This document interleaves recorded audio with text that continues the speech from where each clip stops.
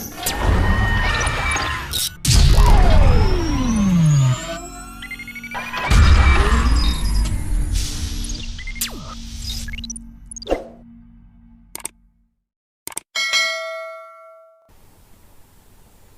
Students, आज मैं आपके साथ एक और वीडियो लेकर आया हूं जो है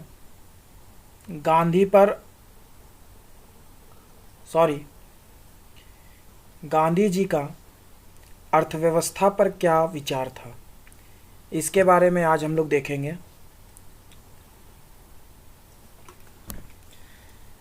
जैसा कि हमने पिछले वीडियो में देखा था जिसमें मैंने बात किया था ग्राम स्वराज के बारे में, तो उसमें हम लोगों ने देखा था कि उन्होंने मेनली जो है सो विलेज डेवलपमेंट पर ज़्यादा फोकस किया था। उसी तरीके से इन्होंने जो है सो अर्थव्यवस्था पर भी बात किया है। आगे हम लोग नोट्स के माध्यम से देखेंगे कि ये गांधी जी जो है वो अर्थव्यवस्था पर क्या अपनी राय देते हैं।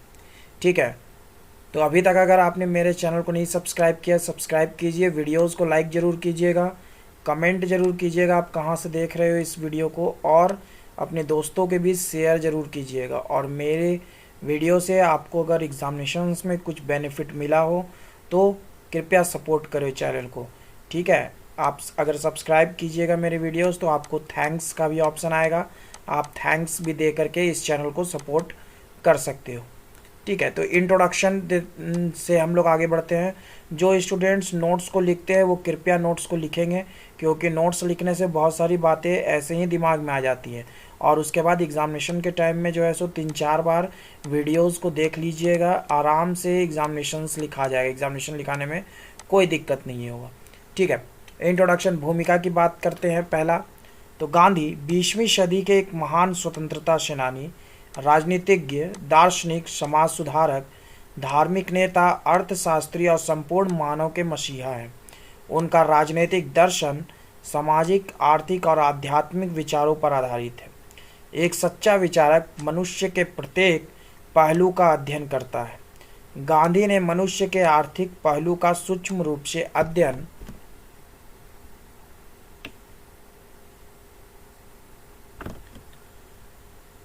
किया और भारतीयों की आर्थिक दशा को सुधारने हेतु भारतीय परिप्रेक्ष्य में अपने आर्थिक विचारों का प्रतिपादन किया है, लेकिन उसका प्रभाव विश्व के मानव पर भी पड़ा है। उन्होंने एडम स्मिथ, मार्शल रिकार्डो, पिंगू और हिक्स की तरह अर्थशास्त्र पर कोई क्रमबद्ध रूप से स्वतंत्र पुस्तक की रचना नहीं की है, फिर भी उनके आर्थिक विचारों की झलक उनके विभिन्न व्याख्यानों, लेखों, पत्रिकाओं आदि में मिलती है।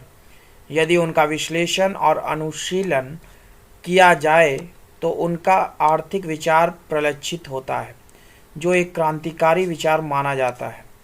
गांधी ने जो सोचा उसको व्यावहारिक रूप देने का प्रयत्न किया। उनका आर्थिक विचार सामाजिक न्याय और नैतिकता पर आधारित है।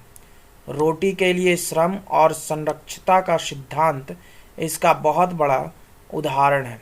ट्रस्टीशिप सिद्धांत पर मेरी एक वीडियो है। ट्रस्टीशिप सिद्धांत पर अगर आप लोग वीडियोस में जाइएगा, प्लेलिस्ट में देखिएगा, ट्रस्टीशिप, गांधी ऑन ट्रस्टीशिप भी आपका अपलोडेड है। उन्होंने सामाजिक न्याय का अर्थ प्रत्येक व्यक्ति को रोटी और कपड़ा देने से लगाया है, जो सत्य के समीप है। उनके आर्थिक विचार रस्किन टॉलस्टॉय,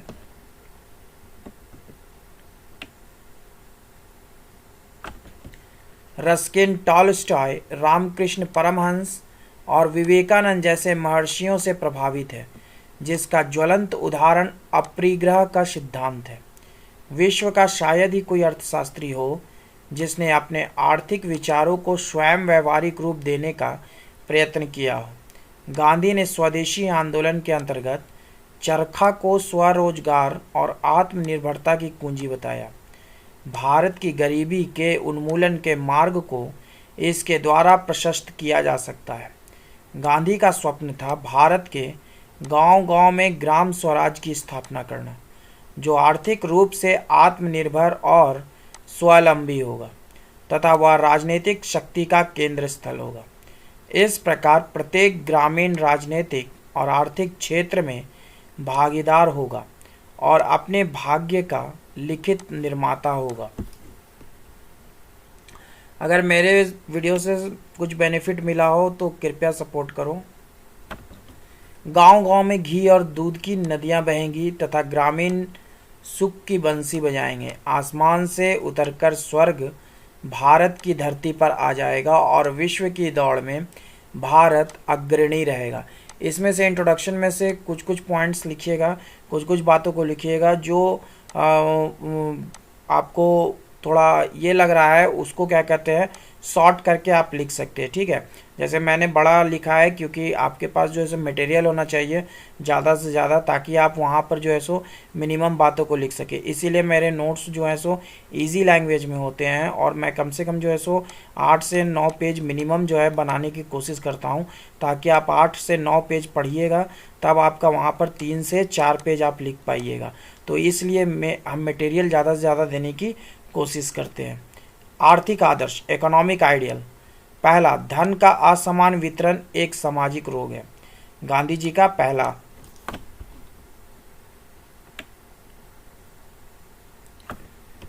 गांधी ने भारतीय समाज की आर्थिक व्यवस्था का बहुत सूक्ष्म रूप से अध्ययन कर इस निष्कर्ष पर पहुंचे कि समाज में धन का असमान वितरण ही निर्धनता का मुख्य कारण है। वस्तुतः यह एक सामाजिक रोग है जिसका निदान होना चाहिए। गांधी के शब्दों में, किसी स्वस्थ समाज में थोड़े से व्यक्तियों के पास धन का एकत्र हो जाना और लाखों व्यक्तियों का बेरोजगार रहना एक महान रोग अथवा अपराध है जिसका उपचार किया जाना परम आवश्यक है, ठीक है। ये जो मेन हम जो गांधी जी के जो कोटेशंस मैंने बीच बीच में दिया है, इस कोटेशंस को एग्जामिनेशंस में कोट जरूर कीजिएगा और बड़े बड़े शब्दों में कीजिएगा, और जितने भी पॉइंट्स है उसको इंग्लिश में लिखने की कोशिश कीजिएगा, ठीक है। इससे आंसर राइटिंग जो है सो आपका अच्छा रहेगा।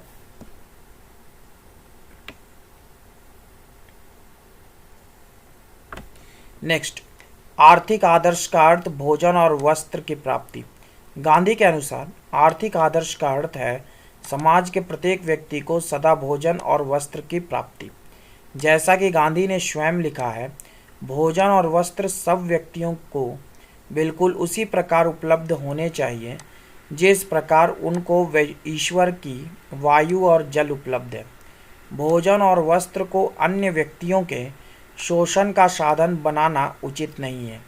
यह तभी संभव है जब उत्पादन के साधनों और जीवन की प्रारंभिक आवश्यकताओं पर किसी जाति, समूह और देश का स्वामित्व नहीं हो, बल्कि उन पर जनता का नियंत्रण हो।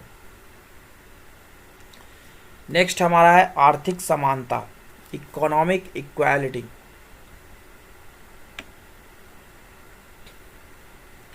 इकोनॉमिक इक्वालिटी के अंदर देखेंगे तो आर्थिक विषमता का मुख्य कारण वस्तुओं का अधिकाधिक संग्रह। गांधी ने आर्थिक समानता का जोरदार शब्दों में समर्थन किया है। उन्होंने समाज में फैली आर्थिक विषमता को अभिशाप माना है। उनका कथन है कि आर्थिक विषमता का मुख्य कारण यह है कि व्यक्तियों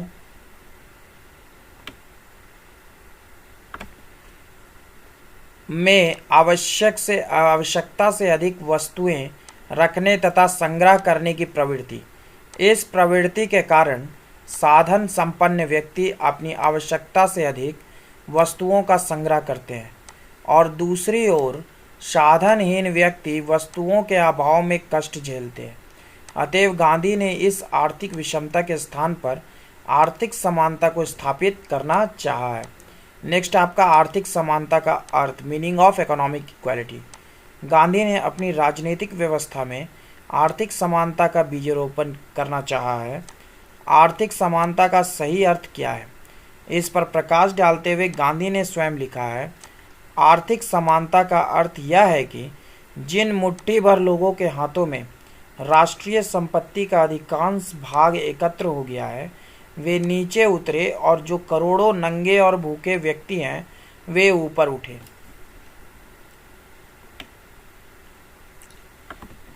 जब तक धनी और निर्धन व्यक्तियों के बीच में चौड़ी खाई है, अहिंसात्मक राज्य की स्थापना सर्वथा असंभव है। यदि संपत्ति और संपत्ति से प्राप्त होने वाली सत्ता का स्वेच्छा से त्याग नहीं किया जाएगा और सार्वजनिक हित के लिए उसके समुचित भाग का प्रयोग नहीं किया जाएगा, तो क्रांति एवं रक्तपात का होना आवश्यक है। मीन्स जो इकोनॉमिक इंडिफरेंस है आपका सोसाइटी में, कि किसी व्यक्ति के पास जो है सो वो बहुत ज़्यादा इकोनॉमी है, किसी के पास जो है सो पैसा बहुत कम है, तो जब तक ये खाई जो है सो वो थोड़ी सी कम नहीं होगी तब तक क्या कहते हैं आपका समाज में हिंसा जो है वो ख़त्म नहीं होगा, रक्तपात ख़त्म नहीं होगा। इस कथन से यह स्पष्ट है कि आर्थिक समानता लाने के लिए समाज में धन का समान वितरण करना होगा। अमीर और गरीब के बीच में जो एक बहुत बड़ी आर्थिक खाई है उसे पटाना होगा। यह कार्य भी लोगों को स्वेच्छा से करना होगा। यदि वे ऐसा नहीं करते हैं तो सरकार को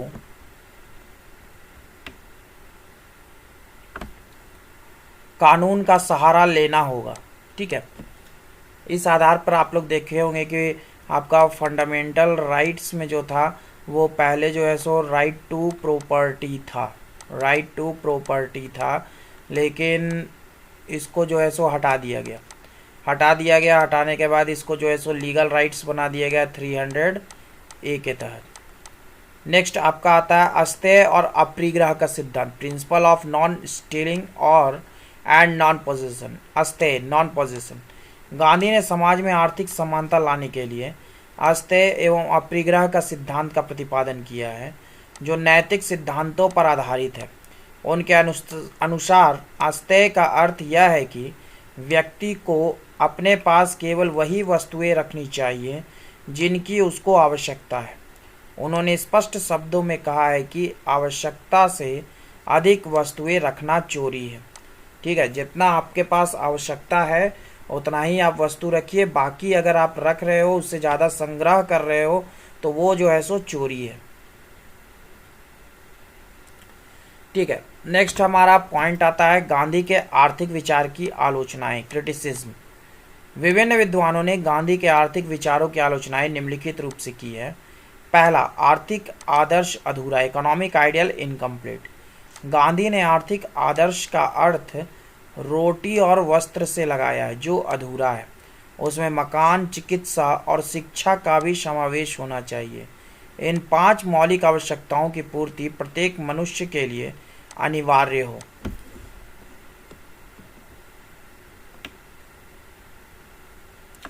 नेक्स्ट है हमारा आर्थिक समानता अस्पष्ट। गांधी ने आर्थिक समानता की जो परिभाषा दी है वह अस्पष्ट है। संपत्तियों का समान वितरण संभव नहीं है। यदि मनुष्यों के बीच संपत्ति का समान वितरण कर भी दिया जाए तो आचरण के चलते दूसरे दिन कोई व्यक्ति जुआ खेलकर और शराब पीकर निर्धन हो जाएगा। अतएव अनुपातिक आर्थिक समानता ही व्यवहारिक होगी। तीसरा है अस्तेय और अपरिग्रह का सिद्धांत एक आदर्श है।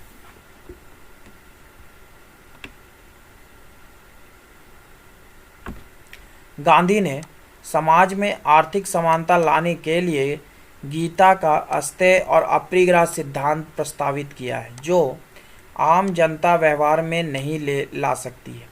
यह साधु संतों द्वारा मठों में ही संभव है। नेक्स्ट है वर्ग सहयोग कठिन। गांधीवादी आर्थिक व्यवस्था का मूल आधार वर्ग सहयोग की भावना है कि हर वर्ग जो है सो सहयोग करेगा दूसरे वर्ग को डेवलपमेंट में। गांधी को पूर्ण विश्वास है कि श्रमिकों और पूंजीपतियों के सहयोग से ही उत्पादन होता है। श्रमिकों और पूंजीपतियों में हमेशा सहयोग रहेगा, यह आंशिक सत्य है। कार्ल मार्क्स ने मजदूरों और पूंजीपतियों के बीच चिरंतन वर्ग संघर्ष, निरंतर होगा, ठीक है, ये गलत लिखा गया है, निरंतर वर्ग संघर्ष बताया है, यह भी एक आंशिक सत्य है। बहुत इजी लैंग्वेज में नोट्स बनाए, कोई भी 2-3 बार पढ़ोगे तुम लोग आराम से समझ में आ जाएगा। रोटी के लिए श्रम सिद्धांत अव्यावहारिक है। गांधी ने कहा है कि समाज के प्रत्येक व्यक्ति को अपनी रोटी के लिए शारीरिक श्रम करना चाहिए। यह मानसिक कार्य करने वालों से संभव नहीं है। करोड़ों निर्धनों जिनके पास रहने को घर भी नहीं है, रोटी के उत्पादन के लिए ज़मीन कहाँ से लाएंगे। अतः यह सिद्धांत अव्यावहारिक है। गांधी को यह कहना चाहिए था कि समाज में कोई भी व्यक्ति निकम्मा बैठा नहीं रहेगा। वह अपनी रोटी के लिए शारीरिक या मानसिक परिश्रम अवश्य करेगा। नेक्स्ट है आपका मैकेनाइजेशन अ नेसेसिटी, मशीनीकरण आवश्यक।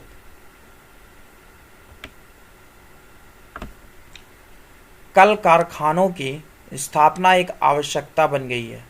वे मशीनीकरण के भी विरोधी हैं।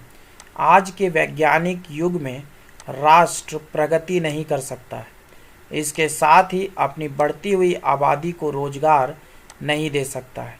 छोटी मशीनों और बड़ी मशीनों के सीमित प्रयोग से काम नहीं चल सकता है। ठीक है, आज के समय में जो है सो आपको हैवी मैकेनिज्म जो है आपको इंट्रोड्यूस करना होगा कंट्री में, ताकि आपका इकोनॉमिक डेवलपमेंट जो है वो तेज़ गति से हो सके। अगर आप कुटीर उद्योग और गांव में छोटे छोटे उद्योगों के भरोसे बैठे रहिएगा तो आपकी कंट्री का जो इकोनॉमी है वो बहुत पीछे चला जाएगा।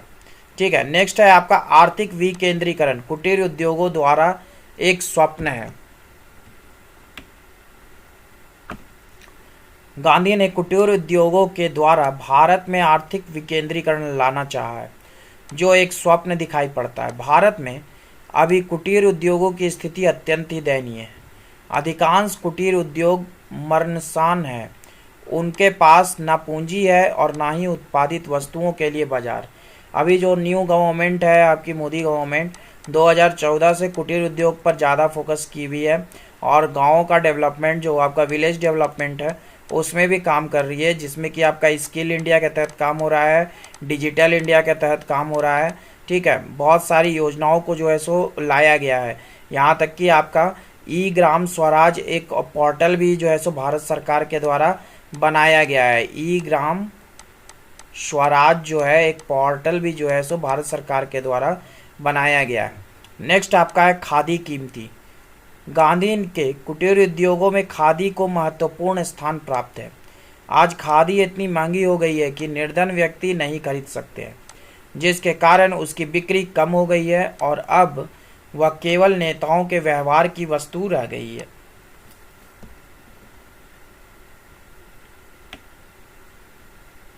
नेक्स्ट है आपका चरखा का लोप। खादी चरखा के माध्यम से उत्पादित की जाती है। गांधी के समय गांव-गांव में और घर-घर में चरखा चलाया जाता था। लोगों ने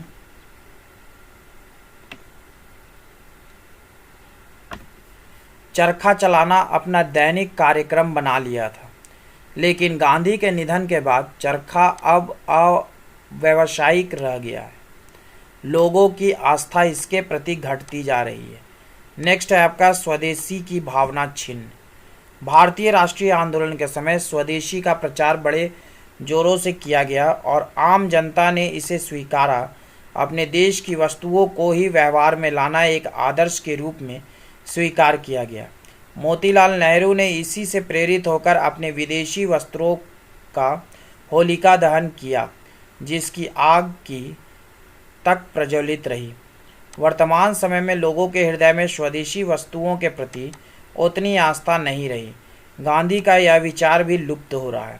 ठीक है, आज के समय में जो प्रोडक्ट्स की डिमांड है, जैसा कि हम लोग जानते हैं कि हम लोग जो है सो ग्लोबलाइजेशन के दौर में हम लोग जी रहे हैं, तो ऑन डैट केस जो भी प्रोडक्ट जो है सो चीप एंड बेस्ट लगता है वही कस्टमर्स जो है सो उसको अडॉप्ट करते हैं। ऐसा नहीं है कि क्या कहते हैं भारत में अगर कोई प्रोडक्ट बन रहा है तो उसी को अडॉप्ट किया जाता है। ठीक है, अगर विदेश से कोई प्रोडक्ट आया है और वो चीप एंड बेस्ट है भारत के लिए, तो ऑन डैट केस कस्टमर जो है सो उसी को प्रिफर करते हैं।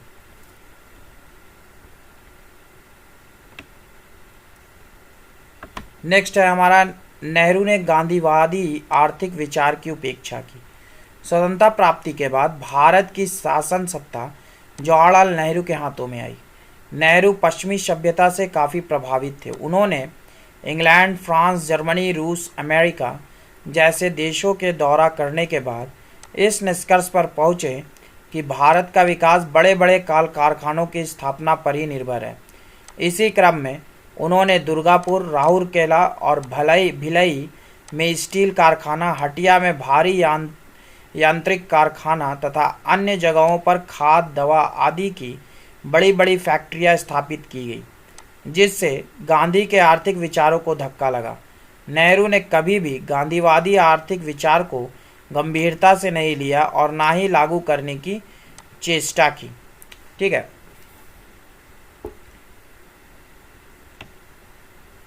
नेक्स्ट आपका आता है संरक्षितता का सिद्धांत अव्यवहारिक है। ट्रस्टीशिप, ये आपका ट्रस्टीशिप होगा। ठीक है, ट्रस्टीशिप होगा। ठीक है, ट्रस्टीशिप पर एक अलग वीडियो भी है, जो स्टूडेंट देखना चाहते हैं वो वीडियो सेक्शन में जाएं, वहाँ पर ट्रस्टीशिप सिद्धांत, गांधी की ट्रस्टीशिप सिद्धांत पर अलग से वीडियो बनाया हुआ है। आलोचकों ने संरक्षक सिद्धांत को दिव्य, स्वप्न और अव्यवहारिक बताया है। कोई भी व्यक्ति अपनी संपत्ति को स्वेच्छा से जनहित में नहीं लगाएगा। जमनालाल बजाज और घनश्याम दास बिरला का उदाहरण दुर्लभ है, आम धनी के लिए संभव नहीं है। नेक्स्ट हमारा कॉन्क्लूजन, निष्कर्ष की बात करते हैं।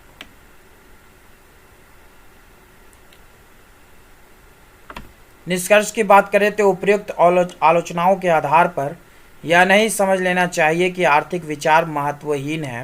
वस्तुतः यह एक दर्शन है जिस पर शोध आवश्यक है, जिसकी व्यवहारिकता के मार्ग को खोजना है। भारतीय परिप्रेक्ष्य में गांधी ने जो कुटीर उद्योगों की स्थापना का विचार दिया है वह सत्य के समीप है। उनका स्वावलंबी गांव का सपना भी विचारणीय है। गांव आर्थिक और राजनीतिक दृष्टिकोण से स्वावलंबी रहे, यह हमें प्राचीन भारतीय संस्कृति का स्मरण दिलाता है। गांधी के आर्थिक विचारों को साकार करने के लिए लोगों में उच्च शिक्षा, नैतिकता और आध्यात्मिकता के जबरदस्त विकास की आवश्यकता है। उनके आर्थिक विचार प्रकाश स्तंभ की तरह अर्थशास्त्रियों का मार्ग सदा प्रदर्शित करता रहेगा, ऐसी मेरी आशा है। मैं राजदेव गुप्ता आप लोगों के साथ बना रहा हूँ, और आप लोगों अगर स्टूडेंट सपोर्ट करेंगे तो आगे भी मैं बना रहूँगा। इस चैनल को सपोर्ट करने की ज़रूरत है आप लोगों के द्वारा। आप लोग एक बार सोचिए, मैं इतनी मेहनत करके आप लोगों के लिए नोट्स बनाता हूँ, वीडियोस लाता हूँ, उसके बाद भी मुझे स्टूडेंट सपोर्ट नहीं करते हैं। स्टूडेंट्स सपोर्ट कीजिए। और अगर गांधी जी के बारे में और भी बातें पढ़नी है तो ये बुक को आप ख़रीद सकते हैं, गांधी दर्शन। ये आपको ऑनलाइन फ्लिपकार्ट और आपको अमेजोन पर मिल जाएगा। राइटर का नाम है चंद्रदेव प्रसाद, और ये अटलांटिक पब्लिशर से ये बुक छपी है, गांधी दर्शन। आप ये फ्लिपकार्ट और अमेजोन से जो है सो आराम से मंगा के पढ़ सकते हैं, ख़रीद सकते हैं, अगर आपको गांधी जी के बारे में और जानना है तो। Thank you for watching my videos. Thank you very much. Support the channel.